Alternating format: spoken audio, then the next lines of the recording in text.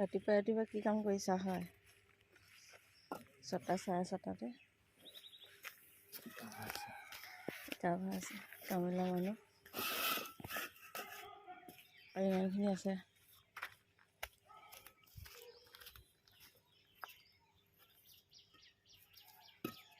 মই লাগি দিয়া নাই, অকল ভিডিঅ'হে বনাইছোঁ দেই তোমাৰ কথা মতে। হা ভিডিঅ' বনাই লাগিয়ে দিছে।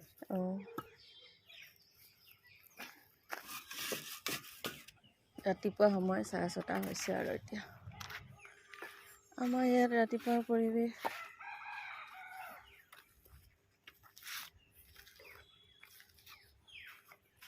আমাৰ কামবোৰ অলপকৈ আগবাঢ়িছে আৰু এইফালে দৰ্জা খিৰিকী আনি থৈছোঁ।